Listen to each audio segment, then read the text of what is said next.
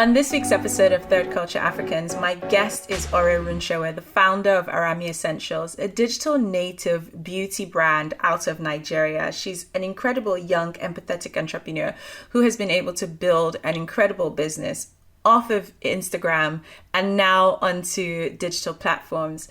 I hope you enjoy this episode as much as I did. There was an element of nostalgia sitting with another beauty entrepreneur and talking shop, as it were. But there's definitely a lot of gems around digital brand building and business building, especially out of Africa. Welcome to another episode of Third Culture Africans. I am your host, Zeza Oriaiki-Sal. I created the show as a resource for our community of Africans and African diaspora. A safe and honest place to share, inspire, motivate, and most importantly, celebrate those in our communities doing purposeful work and shifting the needle on our culture. Your support is invaluable to the show, so please subscribe or follow us on Facebook, Instagram, and leave us a review on your favorite streaming platform. You are valid, you are strong, and you are just getting started. Hi, Ore. Thank you for joining us in this week's episode of Third Culture Africans. Hi, Zizi. Thank you for having me. So we were chatting a little bit before we came on air, but online, on air, it's really odd. Like on air is like radio. Online would probably be like the podcast version of like what you do. You and I have had previous communication before this for an article that I was writing on, I guess, how businesses are faring, especially in Africa in the beauty sector, on account of the pandemic. And one of the things, and I'll let you introduce yourself properly to our listeners in your own words, that is, because I always do an intro, but you've built a digitally native brand in Africa, which is quite unique in itself, but also everyone at the tip of their tongues is talking digital on account of pandemic. So I would love to tap into that at some point in this episode, but I digress. You can let us know you're the founder of Arami Essentials, a huge cult beauty brand for millennials, and I probably think even more. And you've been able to carve out a space in the beauty industry for affordable and accessible luxury beauty products that still is paying homage to the indigenous nature of the ingredients that you use, but very much in the vein of your cool, in parentheses, a vibe, if that's a good enough description of what you've been able to do with Arami Essentials. I'll let you do it better though, because you probably do it better than me.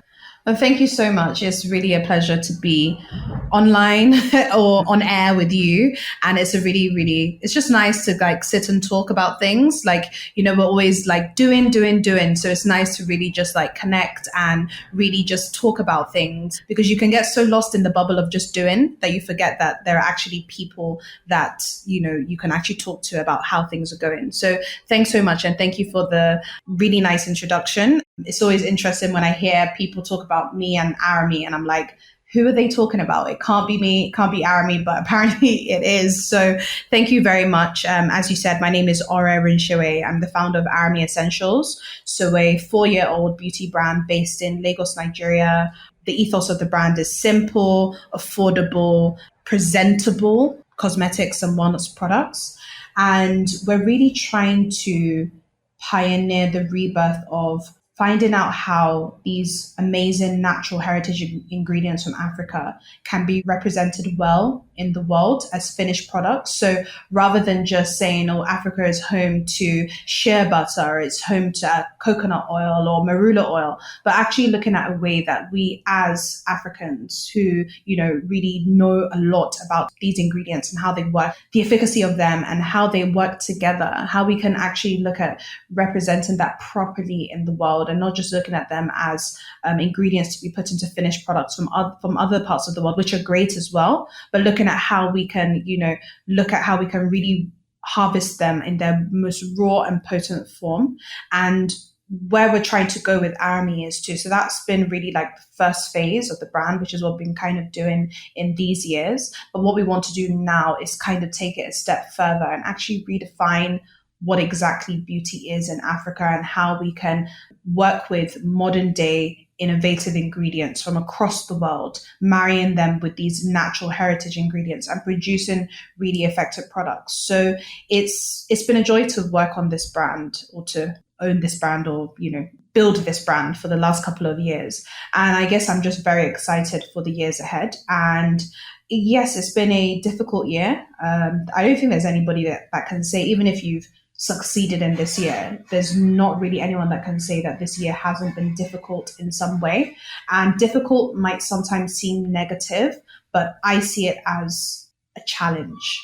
So how boring life would be if there were no challenges. That's the honest truth. How boring life would be if we were just coasting along and things were just working without us lifting a finger. So this has been the year where we've had to really not just lift a finger, but lift our whole selves up to really stand firm and actually survive. So I'm looking forward to the year ahead, because I keep hearing lots of people saying, 2020 just needs to end. I need 2020 to just be done. I'm ready for 2021. And the way I look at things is, what if 2021 is very similar to 2020 in that, are we looking at the retail landscape, the beauty landscape, the world landscape in general is it going to have this flip reverse kind of effect in January 1st, 2021? Do we think the world's going to just go back to the way it was in 2019? Everything is just going to completely change. Yeah. Mm-hmm. No, and that's the thing. We have to be realistic. The 2021 is going to be better than 2020, not because the same thing might not be happening, but because we now have a better understanding of how to navigate this season, or this era, this COVID era, this era that has been ravished, health-wise, and it's done a lot to communities, it's done a lot to businesses, it's done a lot to people's mental states of their minds. So how can we better navigate? If we knew what we knew about 2020 and 2019, we would have been able to handle 2020 better. So now that we know that 2021 could be not that different to 2020 in terms of how the way our businesses and the industries and the way that our minds are going to work and what we're going to be exposed to, we might actually be able to run in a better way because we're prepared. So, kind of use this year to build, to understand the online landscape, to understand our customers. We've not done so much in terms of like releasing new things, even though we have a couple of things out before the end of the year in terms of some different things that we want to do. But this hasn't really been the year. We thought 2020 was going to be the beginning of a new decade. We're going to pioneer this and we're going to do that. But unfortunately, 2020 has been a different kind of year for us, because we've really had to understand our customers. And at the end of the day, who are we without our customers? We have to really understand that. We kind of pride ourselves in the fact that we really want to have the ethos of customer engagement and community building that's so integral to the brand. But it's no longer allowed to be this flowery language and asking a couple of questions on Instagram and, liking comments and responding to customers' questions. It's now gotten to the stage where we have to have in-depth conversations with our customers. We've held webinars, we've called customers, have one-on-one conversations with customers. We've really tried to delve deep into the minds of our customers, because even they are navigating something new. We're navigating something new as a business, but our customers are navigating something new in terms of being a consumer. So what can we understand from them, and how can we help them to feel better at this time? This year has taught us it's not always about just selling. What about the wellness and the mental health of the person you're selling to? Is it enough to sell, a soap or a cream to someone and they're feeling so down and so low and so just not happy about themselves or about the world? We have to actually care about what is going on, and we really have to speak to the heart of our customers. And we realize it's not that hard, because we are human as well. We're not robots. So we also feel things too. And so it's really just been a year where we've kind of sat back a little, not because we're not bothered or we're complacent, but because there seems to be more important matters at hand. We know that we need to have an understanding of these things before we can really, really move forward. Nicely put. I'll be amiss to pretend that I don't know much about the industry that you're in, which I do. But I guess in so many ways, like you with Malay, my brand, unlike you, we weren't a digital native brand.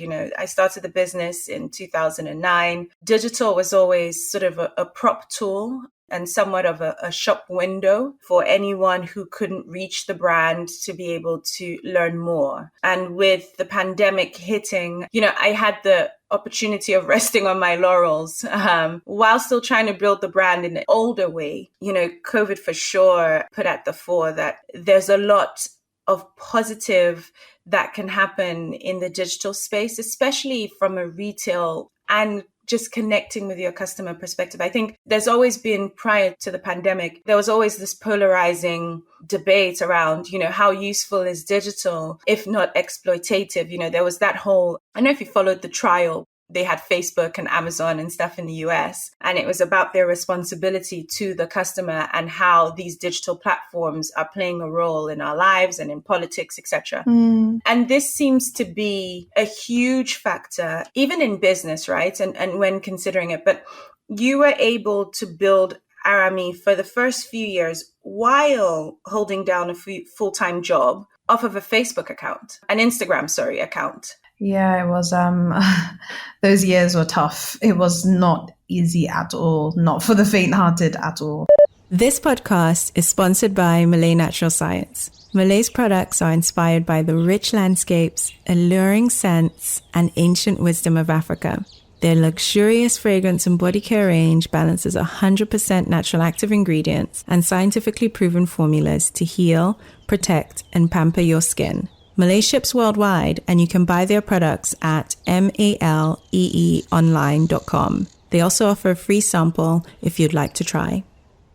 It was, when you have passion, you have a passion for something, you find a way and you make the time. That's the honest truth. And it was an interesting period of time for me, because I was just saying this to someone the other day, that I always thought that I will have a career and I'll climb the corporate ladder. I've always been very ambitious in that way. So I always thought I was going to climb the corporate ladder pretty quickly, get to the top. Yeah. And then, somewhere in my late 30s, early 40s, I'd, give it all up to go and start my own business. And, it would just, I had it all planned out, to be very honest. So when the idea of Arami, arose, and, I realized that it was something that I really could see, I could envision it and I could see it working.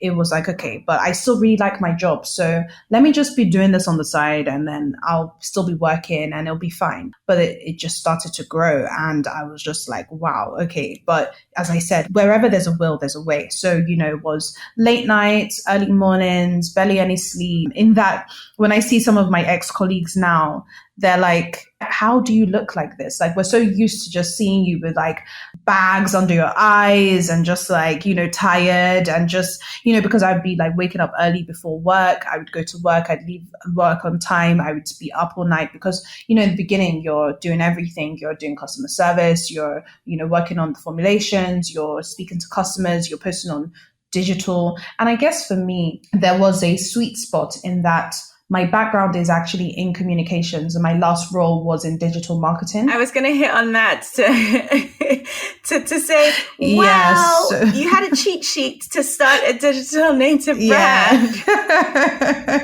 It was, the way I look at it is, sometimes in life, it seems things that we do seem very random, and it seems like we don't know why we're doing certain things.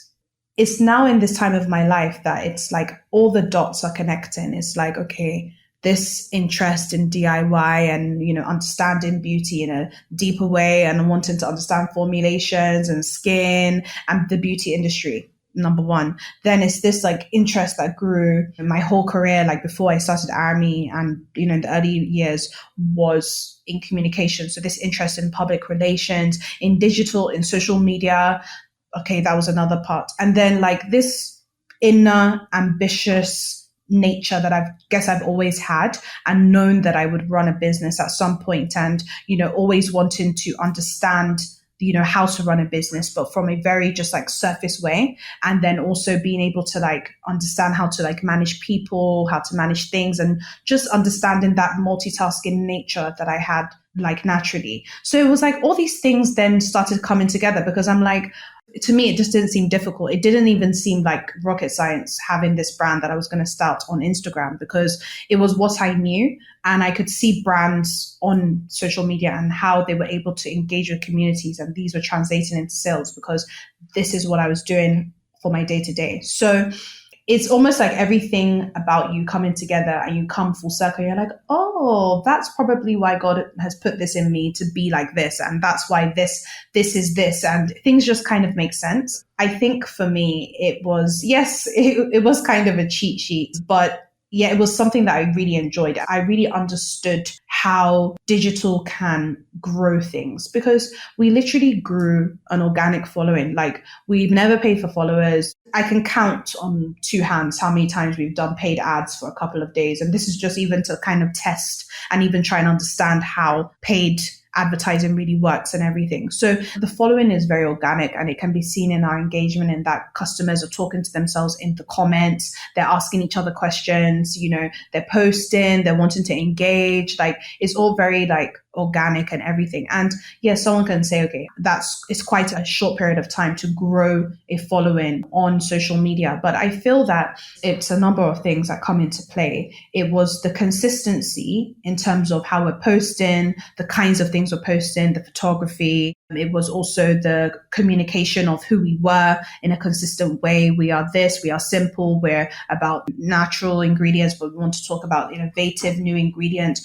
We're all about taking care of your body, the wellness aspect, the safe aspect, the health aspect, not just talking about skin, but nutrition and, the mind, and bringing all these things together so that we have more of a holistic approach. So a lot of our posts are not just buy this today, get 10% off, buy this, buy. We're more wanting to educate people as to why this will be good for them. And also being honest. Integrity is a very key part of the business, and wanting to be transparent as well, wanting to let customers know this is not suitable for your skin type. Do you understand your skin type? If you don't, please, here is information so that you understand your skin type. And now you know the products that we have that will work for you, but you also know the ones that won't work for you. Just because your friend uses this doesn't mean that you should use this. And making sure that we are building a community of people that actually understand things. Because as I was saying to two of my friends the other day, we're all entrepreneurs, and one of them owns a clothing brand. The other is actually a content creator. And we were just talking about how we wish there was more collaboration amongst women. And, there's a lot of things that women can do together if you leverage off of other businesses rather than being secretive about this and that and everything. And one of the things that we were saying was that it is very important that we're honest with ourselves, and we don't just say, oh, I'm going to have a customer who buys every single thing on their beauty shelf from Arami, because it's not realistic. If you look at anybody's shelf when it comes to their hair, their skin, their body, their clothes, everything, it's not from one brand. So how can we look at your life and look at where we can slot in rather than dominating? How can we complement your routine rather than saying, everything that we have is suitable for you? We'd rather have you buy one or two products and they're staples in your routine than you try everything from our brand. You throw everything that you have and you use everything from our brand, and then you break out and then you never use the brand again because you've had a terrible experience. So honesty in terms of what is suitable and what is not. I would rather say I have nothing that is suitable for your concern than to pretend that we do. Because for instance, I'm not a licensed dermatologist. If I see somebody that has extremely bad, acne that it needs real treatment and real, knowledge about how to handle, the first question I'm going to ask you is, have you spoken to a dermatologist? Have you been to a doctor to understand the reaction? Because the last thing we want is for people to use our products and then have adverse reactions. So the honesty and transparency thing is very important. And it's something that, especially in Africa, we have to make sure that we are championing as much as possible, because unfortunately there are a lot of brands, not even just in beauty, but across the different industries, that are not selling customers exactly what they are saying they are because of the lack of regulation. So we are trying our best to be as honest and transparent as possible so that we can gain the trust of our customers. Amazing. I want to touch on, I guess, the power of, you have, I guess I've written here, influencer fave. You've been able to build a brand that influencers love. And I'll go back to that in a minute. But, you talked about having worked in communications and PR for about 6 years. Now, a lot of the time there's this debate about, 5 to 9, 9 to 5. And then, when do you know to make the switch? And then there's also, was it even useful getting that career? You've kind of touched on that, like, having done that as a day job, you could see how you could apply that into your business. But when did you know to make that switch from, okay, holding down 2 jobs? And I guess the challenge with that is, probably in the beginning, you didn't have a lot of people understand that you were holding down 2 jobs till it became Arami Essentials to what people know now. But what was the moment where you realized, okay, now is the right time to make that switch? Firstly, the first bit that you spoke about regarding, working at both of them at the same time and, really understanding if having a job really does help you later in life. And I think the biggest answer to that is yes, from my point of view anyway. The soft answer would be that yes, communications has helped me to build a business that has grown, mostly off of digital. That's obviously the most obvious thing. But underneath that, the discipline, the structure, and the exposure that having a 9 to 5 gives you is irreplaceable. I don't think that a lot of people will be able to gain those things if they go straight from education to being an entrepreneur. So I feel that even if no one is saying you have to work for 6 years like I did, or even 20 years like some other people do, but even if it's just 1 year, even if it's 6 months, try and get some formal work experience, because it really does help. The way that I'm able to manage my team, I know it's because of some of the bosses that I've had who at the time I probably were like, oh my gosh, you guys are so finicky and just over the top.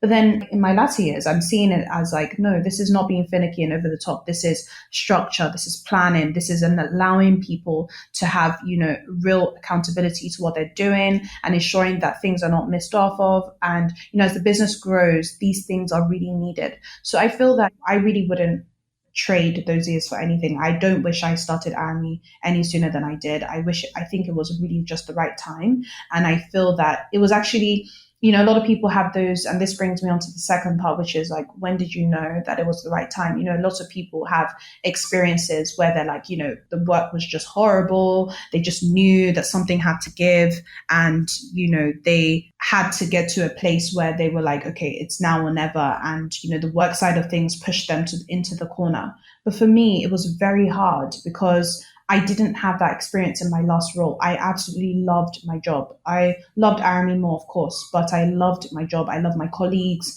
I loved what I was doing. I loved the atmosphere. I loved the stability of having a paycheck at the end of every month.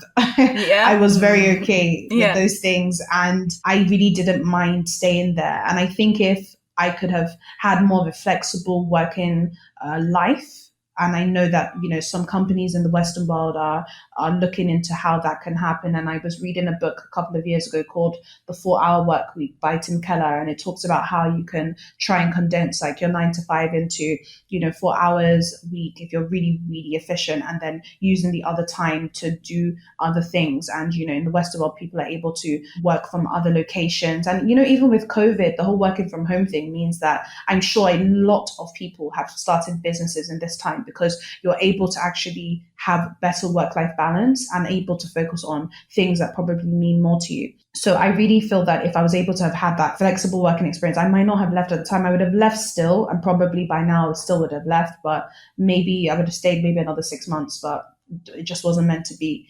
But I think for me, when I really knew that it was crunch time was about 6 months prior. And I was just really just running through things mentally, and something just told me in my gut that, Ore, the time is coming. Like the jump is going to need to happen. And the thing is, I think I always thought that even when I started Arami, I knew that this wasn't really the plan. I was meant to be doing this in a few years' time, but I was like, yeah, I'll still just do it on the side for a few more years and everything. But then it was like that knowing in my gut, just, I guess I was like, this seems a bit early. I'm not really sure I'm ready to do this full time. But then I think one of the most important things that I realized was, while I was still working my 9 to 5, I was building Arami, and I'm building a team. So I remember there was one day and I was talking to one of my team members, and after I got off the phone from her, like, not that anything happened, but after I got off the phone from her, the thought came to me, and it was, how do you expect to have a team that are 100% committed when you're not even 100% committed? And the honest truth is that if you have a 9 to 5 and you have a side hustle, your side hustle, it can't be your only priority because you have a 9 to 5. So when I then realized that I was not able to give 100% of myself to my business or to my full-time job, it just didn't make any sense anymore, because why am I putting, where I was working, that's somebody else's vision and dream. They also thought about that thing years and years ago, and I'm working for them, right? So why am I putting their own dream at jeopardy? Why am I putting the business's success at jeopardy? How would I feel if somebody was doing that to my business? And am I able to do my role 100%? And that's a real key question. I would say anyone that is, what is going through the whole 9 to 5 and the side hustle thing, 9 to 5, 5 to 9, they need to ask themselves, what is suffering from what you're doing? And business was also suffering as well, because to get Arami to another level or to a new level, I couldn't work 9 to 5 anymore, because I look at all the things I did in the earlier parts of the year before COVID hit, and even when COVID had hit, and even at the end of last year. There are a number of things I've had to be involved in that there is no way that I would have been able to have a full-time job and do it. So if I even just use one example, we were asked to be part of a campaign with Visa, which, was quite a big deal, and it was on a lot of platforms, and it was really an amazing experience. It was honestly a privilege, and it did a lot for the business in terms of awareness and growth and everything. And it was during COVID, and so it was a great timing, to be honest. But I wouldn't so I saw it. Yeah, so I was getting calls from lots of people, and I was like, this is not embarrassing. I would go out and be, you're not the owner of Arami. I'm like, oh my goodness. But it was great for the brand. I wouldn't have been able to do that, in terms of Arami was quite known before we did Visa, but I don't feel like a lot of people knew me as the founder, because I was never really putting myself out there, because I knew I had a 9 to 5. So I just, even though there was no conflict of interest, because the business, the company I was working for was nothing to do with beauty or anything. It was actually a financial institution. But just because I still have a 9 to 5, I have to respect the fact that I have this 9 to 5.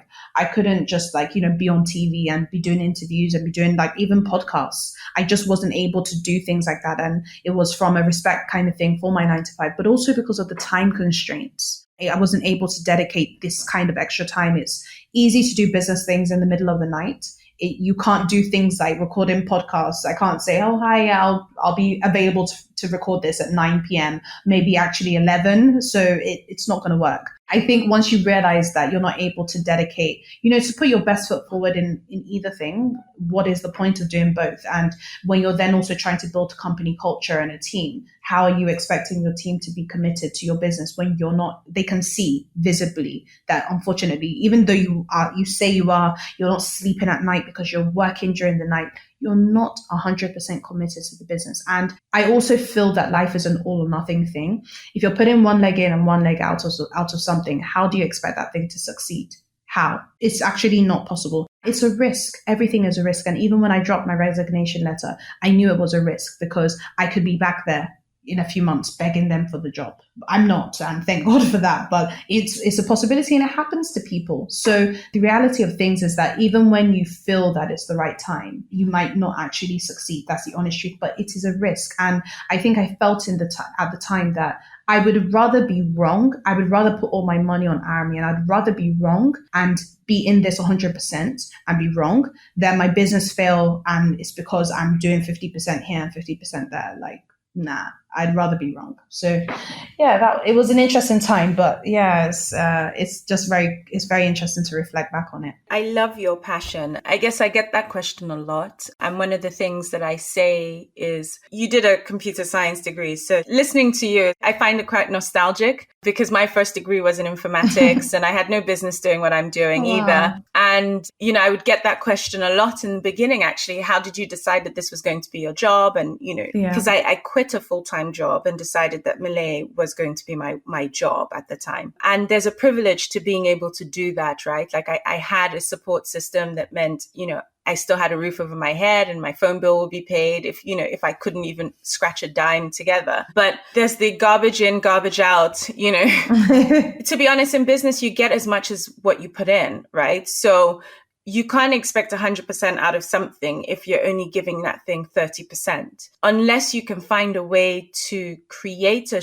structure or a process in place. And very few startups are built with that structure in mind, or businesses that can sort of run without you, or maximum effort for a short period of time and then you can walk away and then it's residual income. Those products exist, but by and large, most startup businesses aren't that. Most startup businesses require, like you said, insane amounts of hours, bags under the eyes, turning up at work and tasting the blood because you've been up for forever.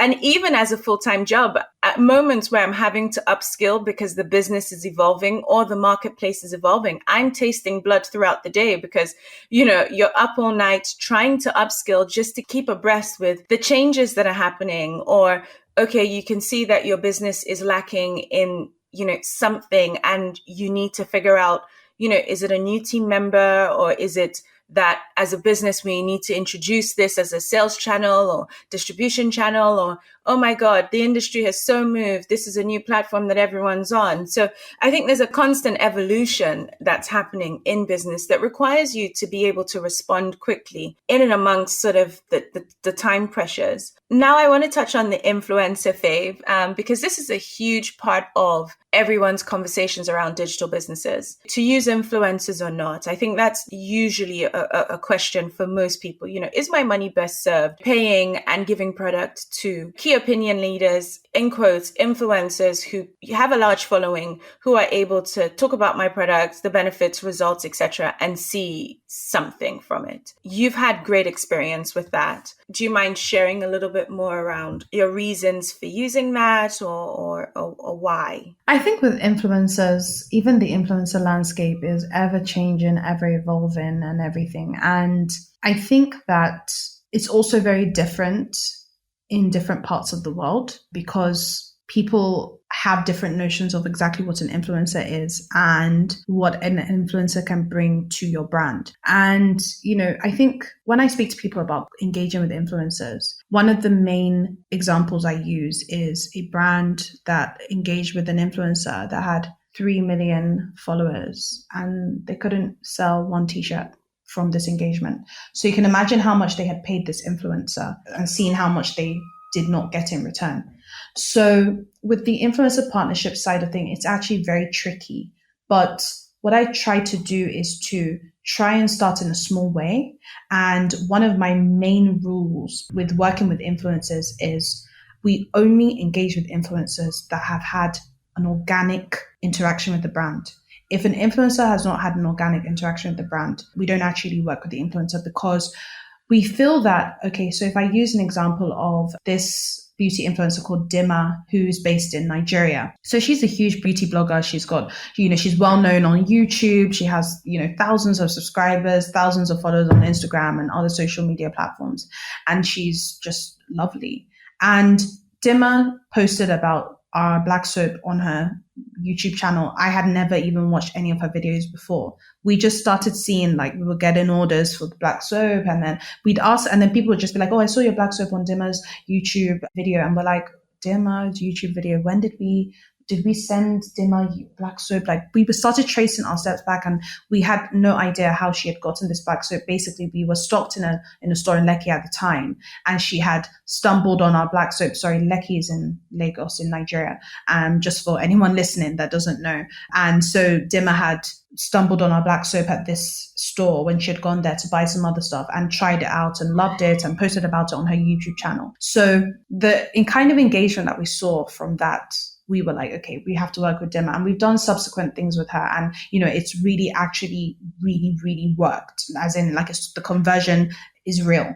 So I feel that when you work with influencers that have an organic engagement with your brand first, because, in when she did the video, she made it clear that it wasn't a sponsored post. She had bought these products by herself and these were her honest views on them.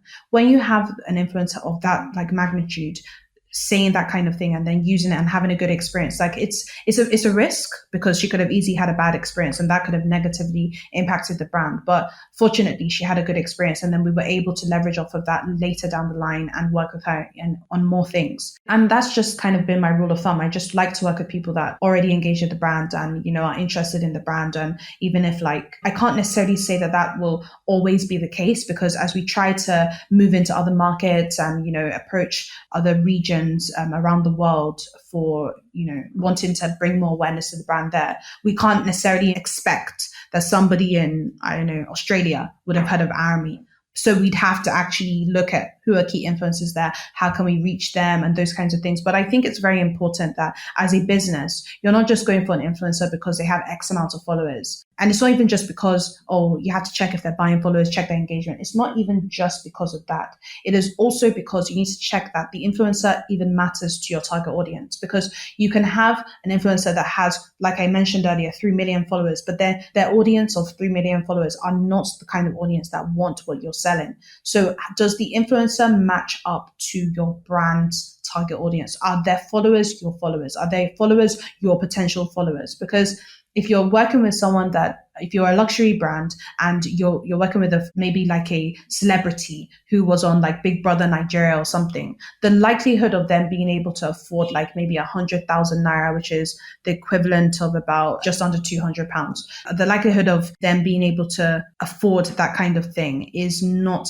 very high, if you see what I mean. So it's really important for people to actually have that in their mind. But if somebody that is following that influencer is just used to buying mass market products, how will you convert? It doesn't really make sense.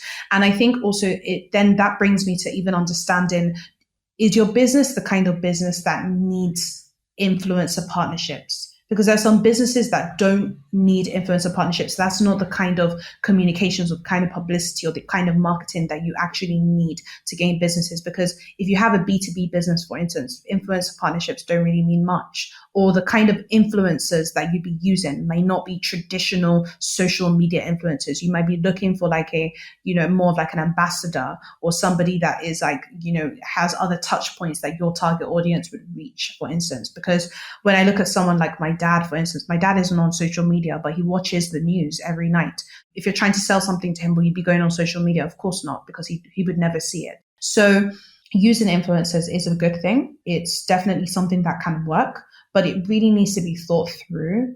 And I think there is more of an importance in understanding your brand before you're even dealing with influencer partnerships. And it might be something that you might not even want to do immediately. It might be something that you might want to see how it goes across, because you'll be shocked at the kinds of influencers that can engage with your brand without you paying them. Because at the end of the day, one thing that we have to remember as business owners as well is that influencers need content to stay relevant.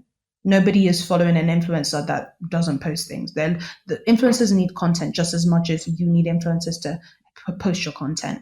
So a lot of influencers, if they actually like your brand, they may engage with your brand before even you engaging with them. And then that's an easy way into like looking out for who to actually partner with. I'm always trying to be careful when it comes to influencer partnerships, because we've seen things that just haven't worked. And I think also just getting an influencer to just post about your brand might not just be enough, because let's not forget that consumers can see when it's an influencer partnership. Even if the influencer is not putting ad in the caption, they can still see when something is not a natural fit. And I think another thing that has helped is that we try to actually have a conversation with an influencer. So we don't just say, so we sent something to an influencer that had kind of interacted with the brand, and she asked if like there was a timeline to when she had to post and what the guidelines were for posting and everything. And we said to her that, look, there is no timeline, because we're not going anywhere. You're not going anywhere. We know it's not going to take you 2 or 3 years to post. So you post sometime this year, and we're not in a hurry. And we want you to work it into your content so that it's natural. But by the time you start saying, oh, you must have this caption, you must write it like this, you must post by X time, even the influencer as well, they're going to be like,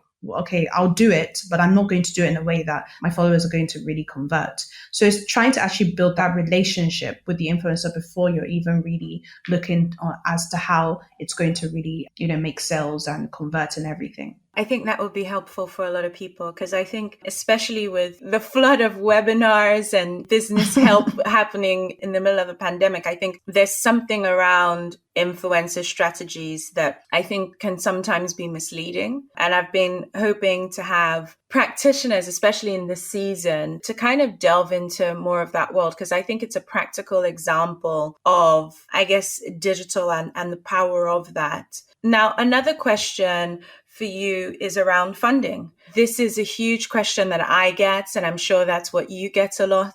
How do you fund a startup digital beauty brand and keep alive? Oh, funding. So this is heavy on my mind at the moment, because this is one of the things that has been a topic of conversation internally for the year and years to come, because obviously to scale up and to kind of, become the brand that we really want to be, it's not going to be possible for us to do this alone. But then, also comes like the scary conversations of like equity sharing and, what getting investment and capital really means. So I think that for us, we have delayed getting any capital, raising money for a while, because so two things: wanting to understand how far we can go by ourselves, and secondly, ensuring that we have a strategy before we have money. It's so important to me to ensure that I don't just get like free money, even if it's a grant or a loan or some kind of investment, without a strategy, because we all know how easily money can disappear. Like before you know it, you've just blown through money and you're like, where did this go? So ensuring that we have a concrete plan where we can say, okay, X% is going to go to this and 10% is going to go to that. And we can be clear as to where it's all going. So I feel that for us, we didn't start with a huge amount of capital. I had a bit of savings that I used, and a lot of the operational side of things was done from home when we first started, because I didn't need a huge facility. I didn't need a team. I didn't know that the business would grow to the level that it's at right now. So I was still like, yeah, slow and steady. And I feel that a lot of people, there's this like kind of disillusion that you need to have X amount of money before you can start a business. Now, I think one thing that really helped, and why I really do advocate for people to have some kind of career before they start a business, is not just because you can have savings, but even though having a side hustle is quite difficult when you have a 9-to-5, I didn't have to live off of my business. I was living off of my 9-to-5, which meant that all the money that we were making from Arami, I could put straight back into the business. I didn't have to spend any of it because I wasn't living off of it. And that was a privilege for sure, because not everybody has that kind of privilege. But if you can, and if you're at a place where you can start your business while you're working, it's such a good thing, because in reinvesting back into the business as much as possible will just help your business to grow, because you will have the capital that you need without being tied to someone else initially. So, I remember like when we first began, or, when I first began, I bought enough like containers and ingredients and things like that to last me for, not a very long amount of time, like for a very short amount of time. I was just buying, using, reinvesting, buying, using, reinvesting, because that was all I could actually afford. But then, over time, once you've been reinvesting for some time, you're able to then buy in bulk, and then you're able to store, and then you're able to then, use it for a longer amount of time. And then you can then buy more, and then you can buy more. So we're now at a place that, because of the kind of scaling up that we want to do, yes, seeking capital and understanding how we're going to fund these dreams is, a conversation that is being had. But I think before now, I just haven't seen the need to raise money or start with a huge amount of capital, because you can start small. And I think that that's something that a lot of people just don't really understand, because this comes up a lot when I have conversations, this whole capital and having the right amount of money. There's this like, oh, I must have X amount of money. I must, if I can't, then I can't buy this. How about starting small? It really, really does help. And I know that there are some businesses that you do need a lot of money to start initially. But for us, because of the kind of business that we have, we were able to just start small by small. But I do know that some businesses do need some amount of capital. And I think all I would really say in that regard, because I'm not experienced in it, but what I do feel is important is that you just must have a plan before you're raising money. It can't just be that you have a figure in your head and you're not going to start until you have that figure. It has to be that you have a plan for what you need the money for, because I feel that sometimes even when you do a plan, you might sometimes even realize that you don't even need as much as you thought that you needed. That's the honest truth. That's really my thoughts on it. Very true. Money is oxygen in any business and is very well needed. But sometimes it doesn't present itself in the exact same way. I think it's easy to get bogged down with the need to have the funding. But most times, like you said, you might have it in your bank account, but might not need it. There are other things that you can do. There's a privilege of having the time. There's a privilege of, living at home. There's a privilege. Yes, exactly. Those are all costs that, most times people don't account for. But if you were not living at home and you were living on your own, or, if you didn't have a partner or whatever the case might be, those are costs that you would have to figure out how you meet. I always say the best time to start a business now, I started Malay at 23, and at the time, like you, I felt like I should have started my business when I was much older and had, worked and saved money. But actually, no, I think I actually started at the right time. I think with little responsibilities, I'm a mother now, I have bills to pay, I have, stuff. There are all these responsibilities. I think the least responsible you are in life in terms of obligations, it's probably the best time to start a business because you have a lot less to lose. And, if I think of a lot of the things I did early on,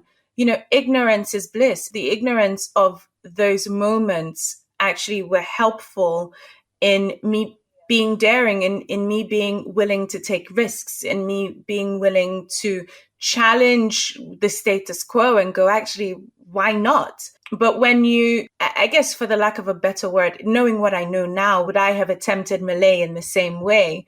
Probably not. But I'm really proud to see so many other brands being born out of the continent. And it's beautiful for me to see, and it's beautiful for me to be a part of, and to be able to in some way contribute to those journeys. Speaking of early life, I touched on, your first degree.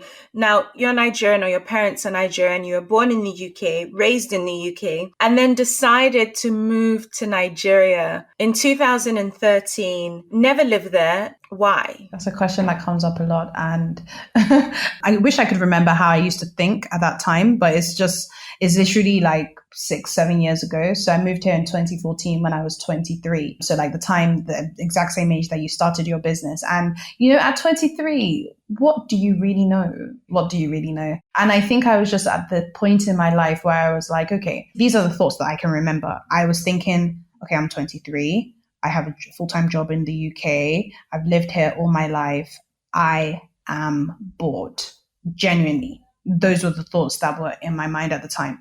And so it was like, okay, where could I move to? I never did like a gap year or anything like that. So I was thinking, okay, where could I move to that I wouldn't have to have such like a huge life adjustment, and I don't need like, so much money for this to do this, even if it's just for like a few years, how can I do this?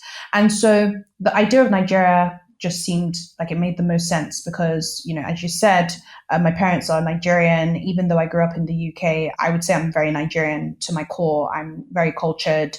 I understand the language of Yoruba, which is the tribe that my parents are both from. So I understand it. And I used to come to Nigeria on holiday a lot before I moved here. So I've always felt this kind of like, I guess, love for Nigeria, and this almost like knowing within me that I am Nigerian. And when I come here, I'm like, okay, this is where I'm from and everything. And, my dad lives here, and he's here between the UK and Nigeria. He splits his time between. So, I knew I had a home. I had a soft landing spot. I had friends that lived in Nigeria. Okay, this can't be too hard. And, there's this thing in Nigeria called NYSC. So it's the National Youth Service. Everybody in Nigeria has to do it before they can get like a full-time job. So it's a year program. And, in my head, I'm like, yeah, I'm young. Okay, what if I ever want to live in Nigeria in the future? You kind of have to do this especially if you ever wanted to go into like a political position. So, I'm like, you just never know with life. You never know where you're going to find yourself. Let me do this NYSC thing. And it's a good, like, almost like year out from the UK. And I can just kind of see what life would be like on the other side. So it was never meant to be like this full-time forever thing. I just wanted a break, to be very honest. And I wanted to just have a different experience. And I was young and I felt like I really had nothing to lose. So I came here and I haven't left, and it's almost 7 years. And as I say 7 years, I can't believe that I've been living in Nigeria for 7 years. I mean, obviously I go back to the UK all the time because that's home and my mum lives there and everything. But now it's just, this is also home. So it's very weird because now I have like 2 homes and, my siblings are all around the world and everything. So now life is a bit different, but it was almost like meant to be. And that was sort of one of the things I was talking about earlier when I was saying, different things, you find yourself in different spaces in life and you find yourself doing different things and everything just kind of comes together. And that was one of the things that kind of just came together because I can't really tell you that this was the concrete, solid reason why I found myself in Nigeria. But 7 years later, almost 7 years later, and, in the middle of having a business that has been around for 4 years, I know that this is where I'm meant to be because I wouldn't have been able to start Arami in the way that I did and build it to where I've been able to right now if I lived in the UK. Because, I know that there are other brands that exist in the UK, the US that, pride themselves as African brands, they use African ingredients, but I'm close to the source. I'm at the source. I'm able to get ingredients when I need to. I'm able to create real relationships with my suppliers and not just a business relationship, but an actual relationship. And I'm understanding women that are at the grassroots. I'm understanding the processing of shea nuts and, all kinds of things. And it's also helped me to also be closer to the continent of Africa because now I'm finding things outside of Nigeria. I'm going to Ghana, I'm looking at ingredients there. I'm going to South Africa, I'm looking at ingredients there. I'm able to look at the landscape as a whole, which I would not have been able to do in the UK. So it's one of those things where I'm like, how, why, when, where, for what reason? I don't know, but I know that somehow I was meant to be here and it just all came together. Very, very, very beautiful story and journey. Thank you so much for joining us on this week's episode of Third Culture Africans. Where can anyone find you, try your products, all of that good stuff? Thank you so much for having me. This has actually been a very, very very fresh conversation, to be honest. So thanks so much for having me on your platform. And I'm really excited to hear feedback about it. And if people want to find Arami online, so the brand's handle on all platforms is Arami Essentials, ARAMI Essentials. And our website is aramiessentials.com. I mean, I'm not like so active. I'm not like an influencer, but I have Instagram and it's just Ore Runsewe, which is my full name. That's my Instagram handle if anybody wants to follow me. But it's been a real pleasure. And thank you so much for having me. Amazing. All the details will be in the show notes so that you can check them out on the website. Thank you so much for joining us and looking forward to seeing all the amazing things that you've got planned for 2021. Thank you so much. Thank you for joining us on this episode of Third Culture Africans. We are building a community of leaders and game changers and would love you to join in the conversation on thirdcultureafricans.com. Subscribe for news, for tips and more useful resources on today's topic and more episodes to ignite and inspire your entrepreneurial journey. Carry on the conversation on Facebook and Instagram at Third Culture Africans. Your ratings and reviews are important to us, so please leave one on your favorite streaming platform and help us amplify our voices. Until next time, you are valid, you are strong, and you are just getting started.